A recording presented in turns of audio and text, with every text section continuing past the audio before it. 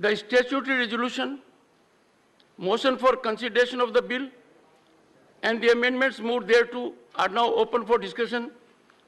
I now call upon the members whose names have been received for participation in the discussion. Dr. Abhishek Manu Singhvi. Sorry.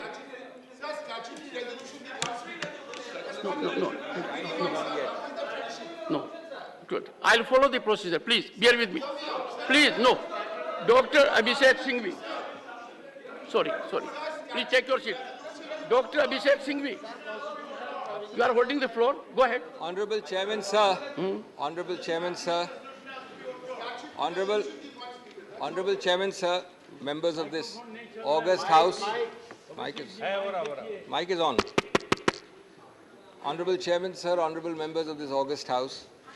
As I rise to oppose this retrogressive bill, I ask why no government since 1992, when Delhi's special constitutional status was created, be it a BJP government or a Congress government, be it any other color of the political spectrum, be it the same political party, the center and the NCT, or be it different parties, not one of them has tried to overrule two constitution bench judgments.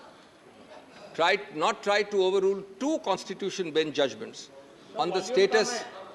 Please. Good. The status of NCT. Why did no government create an authority where the Chief Minister of Delhi is in a minority? Why did no government empower two bureaucrats to overrule an elected Chief Minister? Why did no government make the Honorable LG, who is a constitutional figurehead except in 3 areas, into a super CM? And finally, why did no government make it available to the LG's powers to appoint heads of regulatory agencies, large number, all of Delhi, for Delhi, by Delhi, funded and budgeted by the NCT government, but the power of appointment of its heads is with the LG. Honorable members of this august House, this government and this bill has done it all. Something not done earlier. Friends, why was it not done earlier? Because, unfortunately, it is the fitrat of this control freak sarkar, whose vendetta, whose visiting card appears to be vendetta, whose identity badge is of a graceless and fuming electoral loser. Yes. Whose approach is to control by hook or by crook, usually more by crook and less by hook. Yes. So friends, make no mistake about it. As I will demonstrate shortly, this bill is completely unconstitutional. It is fundamentally anti-democratic. It is a frontal assault on the regional voice and aspirations of the people of Delhi. It violates all principles of federalism, all norms of civil service accountability, all models of assembly-based democracy, and of course, it violates, as I will demonstrate, the basic structure. Friends, it is not about this NCT government or that. It is the deliberate regression from a people's government guaranteed to the people of Delhi 30 years ago. And hence it is a decimation of the most fundamental constitutional values on the basis of which 239AA and that entire chapter was passed. That is why, friends, we must all collectively rise to oppose it. Because otherwise, friends, Iqbal's words will haunt us when he talked of Tariq ki nazrein, and he said, "Lamhon ne khata ki, sadiyon ne saza pai." Friends, we must also collectively oppose it, because someday this anti-federal knock will come at your door. ये उनके लिए सोचने की बात है जो इस bill का समर्थन कर रहे हैं या समर्थन करने की घोषणा कर दी है, जो आज दिल्ली सरकार के साथ हैं, शायद कभी आपके पास भी जल्द ही आपके साथ भी ऐसा ही हो सकता है। सबका नंबर आ सकता है। उस वक्त जब नंबर आएगा तो आपको सिर्फ याद आएंगे मार्टिन न्यूमेलर के वर्ड्स। वो पुराने जाने माने शब्द हैं, लेकिन मैं दोहरा रहा हूं।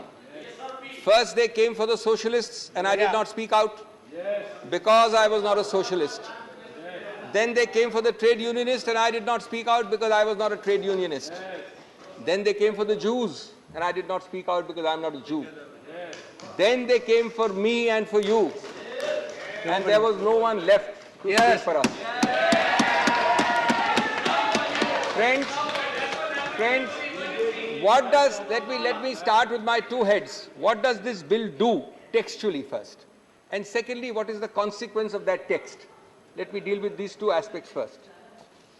दोस्तों, ये बिल एक सिविल सर्विसेज अथॉरिटी बनाता है और उसको व्यापक शक्तियां देता है सुझाव देने की, हर नियुक्ति, हर स्थानांतरण, हर चीज के बारे में, ग्रेड ए अफसर से लेके दानिश अफसर तक। व्यापक है, विशाल है।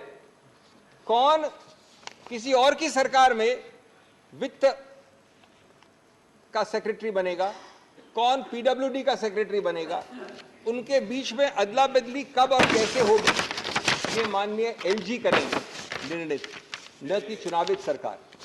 ये बड़े स्पष्ट प्रावधान है, मैं अभी आपको प्रावधान के नंबर नहीं दे रहा हूं। दूसरा, जितने भी सतर्कता के अधिकार क्षेत्र हैं और जितने भी नॉन सतर्कता, नॉन विजिलेंस, वो सभी केसेस अनुशासनहीनता के विषय में सब इस अथॉरिटी में आएंगे सुझाव के लिए और माननीय एलजी के पास निर्णय के लिए। इसका उद्देश्य बड़ा स्पष्ट है। उद्देश्य है एक भय और हिस्टेरिया का माहौल बनाना, एक खौफ पैदा करना, जिससे कि आप इन सभी सचिवों को कंट्रोल कर सके, जो कि दिख रहा है दिन प्रतिदिन। तीसरा, ये अथॉरिटी में 3 व्यक्ति हैं, चीफ सेक्रेटरी, प्रिंसिपल सेक्रेटरी और मुख्यमंत्री। और मुख्यमंत्री को बहुत बड़ा ओहदा दिया है, अध्यक्ष बनाया गया है। ये अजीब सा अध्यक्ष है दोस्तों। कोरम है 2 लोगों का, ये एक चेयरमैन है बिना चेयर के। मैंने वैश्विक और भौगोलिक रूप से आज तक कहीं नहीं देखा मेरे सीमित अनुभव में कि एक चुनावित चीफ एग्जीक्यूटिव 2 सचिवों के नीचे आएगा। ये 2 सचिव बैठ के निर्णय करेंगे, ये 2 सचिव बैठ के निर्णय करेंगे और वो मुख्यमंत्री वहां खड़ा होगा, देखता रहेगा, चुप्पी साधेगा या अपना डिसेंट नोट करवाएगा। और उसके बाद, और ये सब प्रावधान है, एक एक चीज में जो बोल रहा हूं प्रावधान है, उसके बाद ये निर्णय और सुझाव जाएगा पहले सुपर सीएम के पास और उसके बाद सुपर बॉस जो हमारे सामने बैठे हैं माननीय गृह मंत्री, ये सब गृह मंत्रालय में आएगा।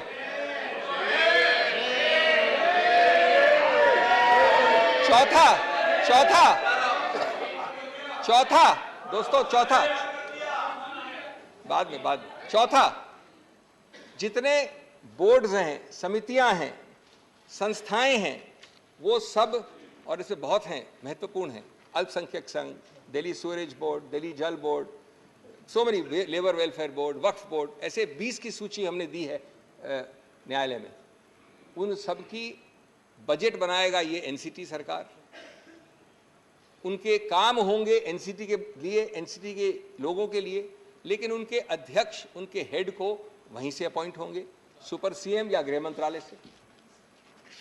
5वां, जो दूरगामी नीतियां हैं सभी सिविल सर्विस के लिए, उनके टेन्योर के लिए, उनके स्थानांतरण के लिए, उनकी नियुक्तियों के लिए, कौन सी पोस्ट नाजुक है, कौन सी पोस्ट सेंसिटिव नहीं है, और उपयुक्तता, वर्ड इस्तेमाल किया सूटेबिलिटी, उपयुक्तता इस अफसर की इस पद के लिए, ये सब, और हेड ऑफ डिपार्टमेंट कौन होना चाहिए, ये सब माननीय सुपर सीएम, और अंततोगत्वा हम जानते हैं कि जो सब चीज करती है नियंत्रण, वो होम मंत्रालय। हर छोटी चीज के लिए, एक हर बड़ी चीज के लिए पूर्ण रूपेण व्यापक निर्बाध टेक ओवर, कब्जा, निर्बाध कब्जा है। माननीय प्रधानमंत्री, माननीय गृह मंत्री, आप जैसे उच्चतम पद पर विराजमान महानुभाव, क्या आप अफसर क्लासेस के लिए निचले से लेके सेक्रेटरी तक नीतियां आप बनाना चाहते हैं? कम से कम वो तो एक छोटे ओहदे वाले मुख्यमंत्री के पास छोड़ दीजिए। Sixthly, friends, the secretary, and this is amazing, the annals of history of legislation have not seen bills like this. The secretary of the department is made in charge of preparing and authenticating every memo, including cabinet notes. Not bad yet. Disagreements between the secretary and the minister have to be recorded in writing and then sent to the LG, and the secretary in the act itself, in the bill itself says that the secretary may write on the note which he sends to the LG why the secretary thinks that the Council of Ministers is taking a decision contrary to law. Any law. Law means any law. Any law of India, in the opinion of the secretary, is being violated by the Council of Ministers, goes to the LG. It makes, friends, the elected government hollow, a chief minister paralyzed, unable to act, any minister shivering before his or her secretary, and the bureaucracy looking up to the LG even for sneezing, and the LG, of course, looking up to the Home Ministry. ऐसे हालात को देखकर मुझे वो पुराना शेर याद आया दोस्तों, एक काफिले वालों तुम इतना भी नहीं समझे, लूटा है तुम्हें रहजन ने रहबर के इशारे पर. This bill, friends, eliminates 2 out of the 3 interlocking, fundamental, distinct chains and institutions which form the bedrock of any assembly-based democracy, and therefore they hit at the very root of the basic structure. These 3 interlocking chains, which are discussed in 10 paragraphs of the Supreme Court judgment, I wish somebody had read the judgment carefully before drafting the bill,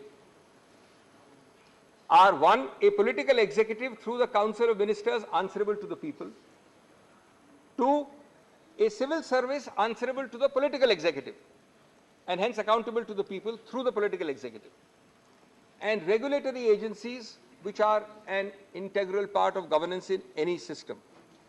The bill simply eliminates number 2 and 3. Out of 3, it takes away 2.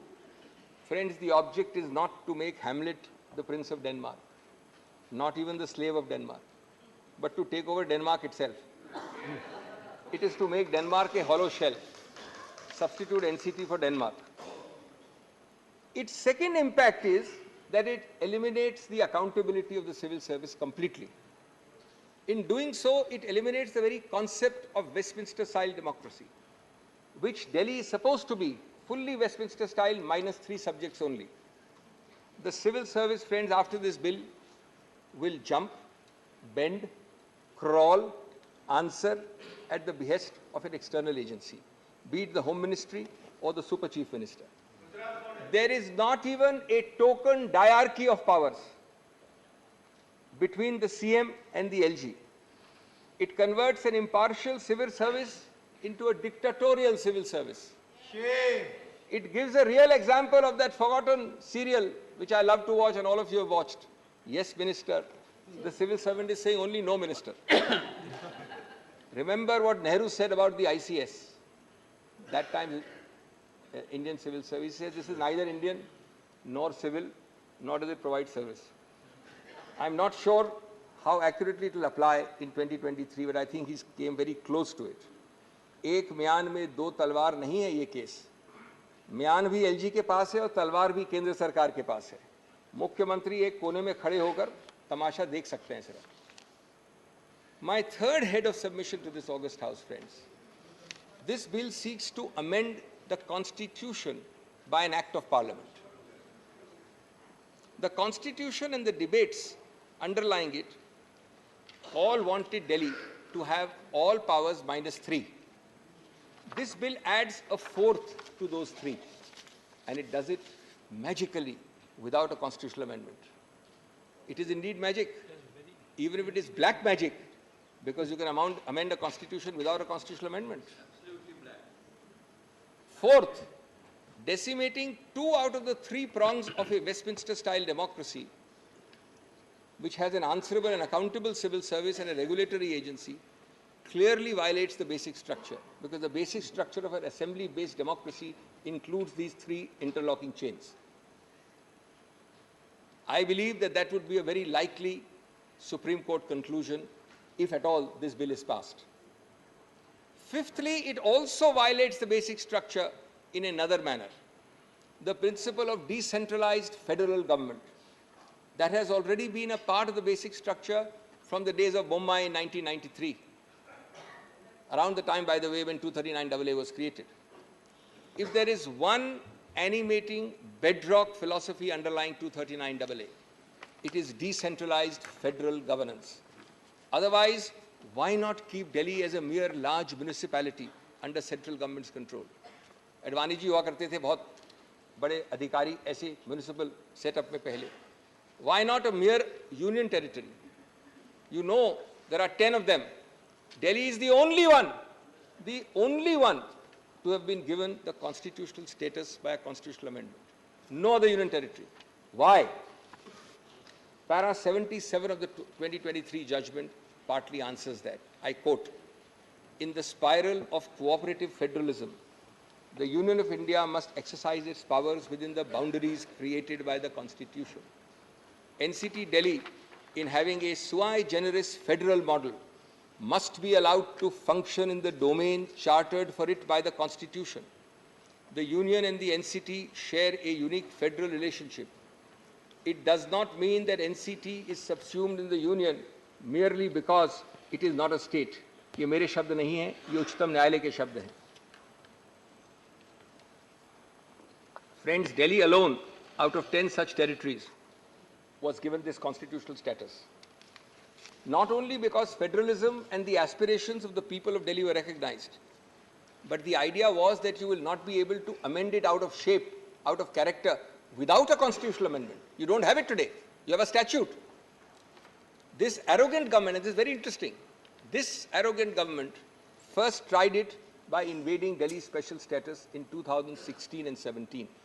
Forgotten now, by executive action without even a statute. We argued and we got a 2018 first Constitution Bench judgment which struck it down. It did it again by a second notification without a constitutional amendment and lost it, and the judgment came in 2023, a few months ago. But friends, unfortunately there is no cap on deliberate foolishness. There is no bar to repetitive constitutional error. They have done this again. This time they've upgraded it from a notification to a statute, but still without a constitutional amendment. And even if this bill is passed, which I am sure it will not be, the result will be the same a third time. History will repeat itself. Friends, constitutional stupidity masquerading as power is by no means a new phenomenon, especially when reason falls on deaf ears. The result is always the same: जिहालत, हिमाकत और नफरत. संविधान का basic structure दोस्तों लम्हों की बात नहीं है, सदियों की बात है. और अगर संविधान को सदियां सुनेगी, लम्हे नहीं, तो हम सबका उत्तरदायित्व बनता है कि हम उस संविधान की आवाज की हिफाजत करें. क्योंकि अदर नहीं तो संविधान चीख चीख कर कहेगा, मुझे लम्हे नहीं, सदियां सुनेंगी, हिफाजत से मेरी आवाज रखना. आज आप केंद्र में हैं, मैं आप पार्टी की बात नहीं कर रहा हूं, मैं बीजेपी की बात कर रहा हूं. आज आप ट्रेजरी बेंच में हैं, कल कोई और होगा. ये कायम रहेंगे कि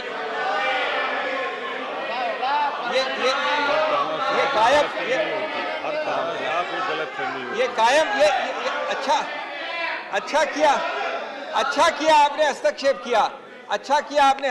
किया, क्योंकि आपके कायम शब्द के लिए मेरे पास एक जवाब है. तुमसे पहले भी वो जो शख्स यहाँ तख्त नशीन था, तुमसे पहले भी जो यहाँ शख्स तख्त नशीन था, उसको भी अपना खुदा होने का इतना ही यकीन था. बल्कि बशीर बद्र को कृपया भूलिए नहीं. आप लोग सब जानते हैं उसको, मुझे भी कोट करते रहते हैं आप में से कई. बशीर बद्र को उसने ही कहा था, शोहरत की बुलंदी भी पल भर का तमाशा है. शोहरत की बुलंदी भी पल भर का तमाशा है. जिस डाल पे बैठे हो वो टूट भी सकती है. तो इसलिए कायम शब्द का इतना अहंकार नहीं होना चाहिए. Sixthly, friends, let me read some seminal words in the 2023 judgment. Now, these are going to take a little bit of time. I It's a longish quotation, but it's very important for this House. 10 paras, and I'm only reading selectively, of the Supreme Court. It's completely forgotten. I'll read a little quickly and fast. This is a unanimous judgment, not a single dissent. And these words have been ignored, and they are not my words. Even though it's long, pardon me, allow me to read it. It's the highest court of the country. In a democracy, each word I'm reading is a quotation, and I can assure you these words will come to haunt you. In a democracy, accountability lies with the people who are the ultimate sovereign. The cabinet, consisting of elected representatives, is collectively responsible for the proper administration of the country and is answerable to the legislature for its actions. The government is responsible for the decisions and policies of each of the ministers and of their departments. This creates a multi-linked chain of accountability, where the legislature is accountable to the people who elected them and the government is collectively responsible to the legislature. It's quite amazing. Collective responsibility is an important component of parliamentary democracies. The day-to-day decisions of the Council of Ministers are to be implemented by a neutral civil service under the administrative control of the ministers, in order to ensure that the functioning of the government reflects the preferences of the elected ministers and through them the will of the people. It is essential to scrutinize the link of accountability between the civil service professionals and the elected ministers who oversee them. Under the Westminster parliamentary democracy, civil service constitutes an important component of a triple chain of command that ensures democratic accountability. Har shabd ki dhajjiyan uda raha hai ye bill. Har shabd ki. The triple chain of command is as follows. Civil service officers are accountable to the ministers. Ministers are accountable to Parliament. And thirdly, Parliament legislature is accountable to the electorate. An unaccountable and non-responsive civil service may pose a serious problem for governance in a democracy. It creates a possibility that the permanent executive, consisting of unelected civil service officers who play a decisive role in the implementation of government policy, may act in ways that disregard the will of the electorate. In a federal polity, a fundamental question which arises is which would be the more appropriate authority to whom the civil service officers would be accountable. Everything which the bill is saying is dealt with here. In a democratic form of government, only one more para is left, friends, the real power of administration must reside in the elected arm of the government, subject to the confines of the Constitution. A constitutionally entrenched and democratically elected government needs to have control over its administration. If a democratically elected government is not provided with the power to control the officers posted within its domain, then the principle underlying the triple chain of command of collective responsibility would become redundant. That is to say, if the government is not able to control and hold to account the officers posted in service, then its responsibility towards the legislature as well as the public is diluted. The principle of collective responsibility extends to the responsibility of officers, who in turn report to the ministers. If the officers stop reporting to the ministers or do not abide by their directions, the entire principle of collective responsibility is affected. Therefore, GNCT ought to have control over the services. Now, I know there's a statute. I'll deal with their best defense, which has been raised by the government. But first, I've read to you 10 paragraphs. For those interested, from 102 to 111. Clearly, friends, this bill is therefore, in the light of these paragraphs, stillborn. It does not, indeed cannot remove the basis, which is this of the unanimous Constitutional Bench judgment. These quotations I have just read are bedrock principles. This bill is simply providing provisions directly contradicting these bedrock principles. It cannot simply nullify a unanimous Constitutional Bench. It must at least amount to removing its basis and rendering that judgment inoperable. I have just read to you passages which are impossible to remove the basis of. These are bedrock principles. How do you remove the basis? It is therefore trying to overrule directly a Supreme Court judgment. It therefore is an impermissible constitutional exercise if you try to nullify a Supreme Court judgment without removing its basis. It is not only does this bill insult the people of Delhi, it insults the Supreme Court. It insults our intelligence.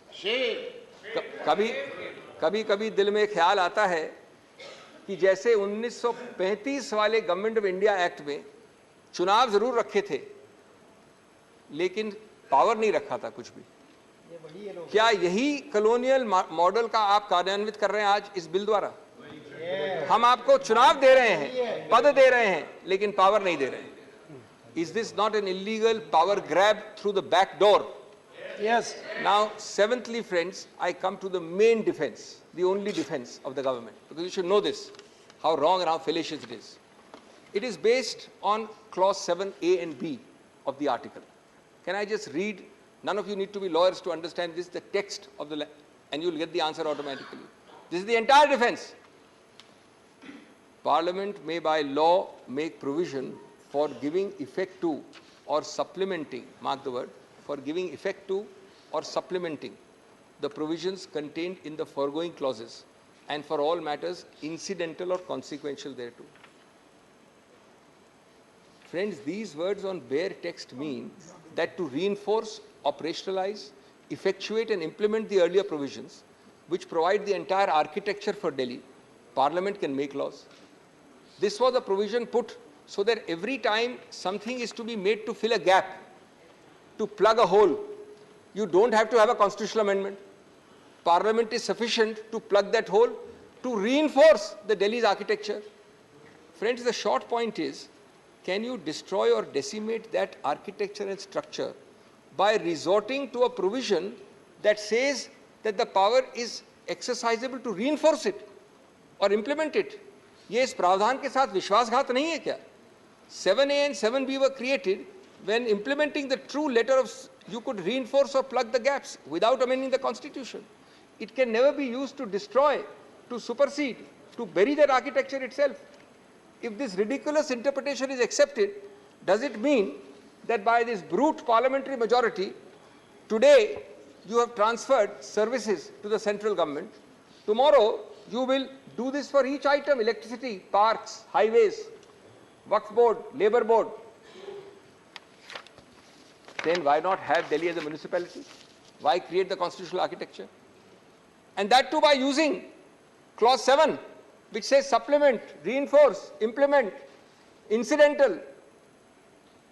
At the end of para 46 of the 23 judgment, which nobody appears to have read, as far as the bill makers are concerned, it says again, if we interpret the phrase insofar as such matter is applicable in a manner, insofar as such matter is applicable to union territories, in a manner to exclude a greater number of entries than what is already excluded, that is, in addition to 3, it will defeat the very purpose of granting a special status to NCT. This is the Supreme Court in para 46.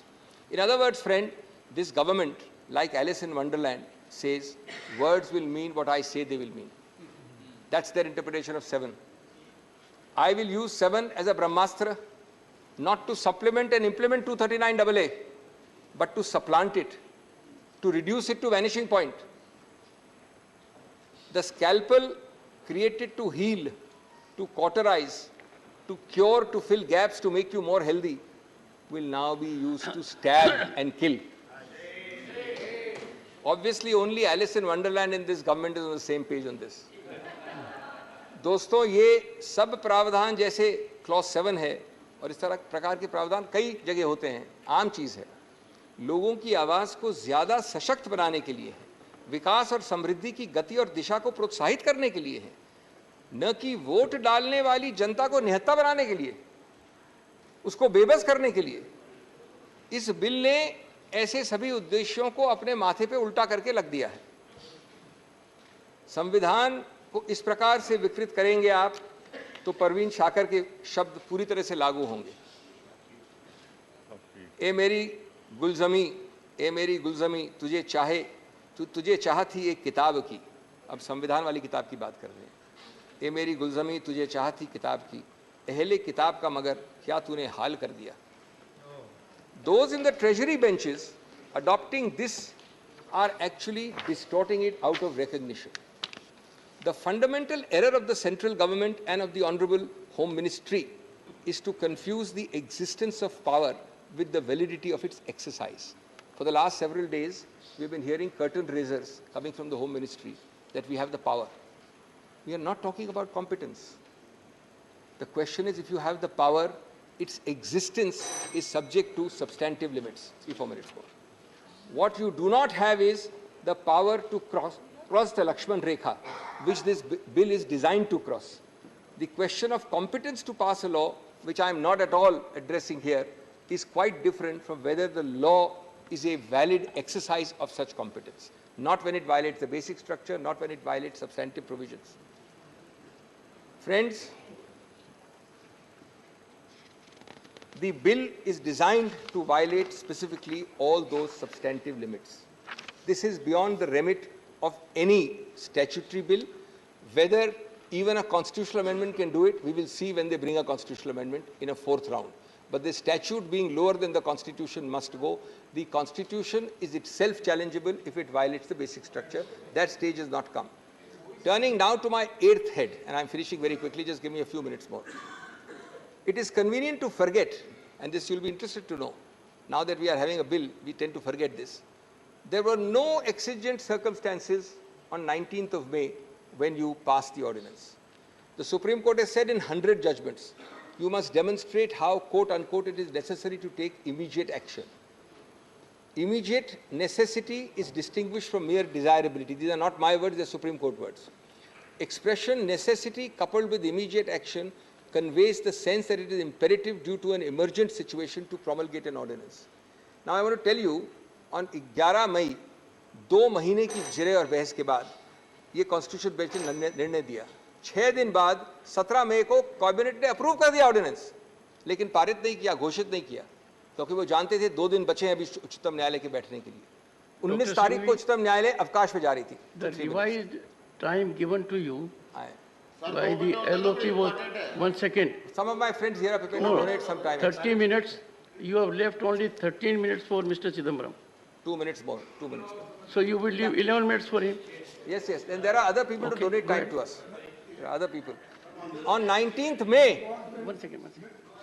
Important legislation रहने के ये जरूरी है कि बहस अच्छी हो रही है। बहुत दिन के बाद बहस अच्छी हो रही है। सभी लोगों को सुनने में आ रहा है और नॉलेजेबल है, तो आप कंसीडर करिए, आपके हाथ में है, और एक 10 मिनट एक्सटेंड कर दीजिए। Every minute used by you, doctor, will cut into the time of Mr. Chidambaram. No. Initially, both were given equal time. Then his time was increased. माननीय अध्यक्ष, Go ahead. माननीय अध्यक्ष महोदय, Last 1 minute. 17 तारीख को ये अप्रूव हो गया कैबिनेट द्वारा। इसको आप 19 की शाम को 5 बजे के बाद जब मैं घर जा रहा था कोर्ट से क्यों लाए? क्योंकि आपको मालूम है कि 19 तारीख लास्ट डे था कोर्ट के फंक्शनिंग का, उसके बाद अवकाश थी। क्या you wait for 2 days fearful that the Supreme Court is sitting till 19th May? Is this not cheap tactics and chicanery at its worst? The deleterious effects of this ordinance were visible in the last 2 or 3 months it's been there. Governance is at a standstill. 2 bureaucrats are threatening to take majority decisions over the Chief Minister's head. The LG daily trespasses in all domains of elected reps. Heads of bodies funded and operated by NCT are approved and controlled by the Home Ministry. NCT is reduced to a fiefdom of the central government. Insubordination is at its peak. हमारी बात आप सुनते, मैं बस अंत कर रहा हूँ 1 मिनट में। हमारी बात तो आप सुनेंगे नहीं, सुनते नहीं हैं। कम से कम अपने मार्गदर्शक मंडल की बात तो सुन लिया करिए, या कभी कभी उनसे बात करते हैं, पूछते हैं, उनको भी भूल गए आप लोग। मार्गदर्शक मंडल से बात कर लीजिए, क्योंकि आपकी सरकार, भारत रत्न अटल बिहारी वाजपेयी की सरकार में आपके मार्गदर्शक गृह मंत्री अडवाणी जी दिल्ली को पूरा स्टेटहुड जाने का बिल लाए थे।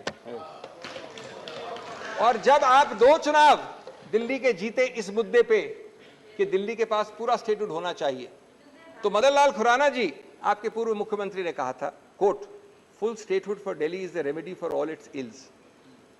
आज देश और दिल्ली आपसे फुल स्टेटहुड नहीं मांग रहा है। आज सिर्फ वो इतना विनती कर रहा है कि जितना बाएं हाथ दाएं हाथ ने संविधान ने दिया है, उतना बाएं हाथ से तो नहीं लीजिए। इतनी छोटी सी विनती कर रहा है। जहां तक दुख और आक्रोश का सवाल है, ये एक दुखद और खतरनाक प्रस्तावित कानून है दोस्तों। अंत करूंगा मैं ये कहकर कि ये दिल्ली के बारे में शेर बिल्कुल उपयुक्त बैठाता है ये बिल, ये प्रस्तावित कानून। चेहरे पे सारे शहर के गर्द मलाल है, जो दिल का हाल है वही दिल्ली का हाल है। दुख और आक्रोश का हाल है। Dr. Sudhanshu Trivedi, 20 minutes.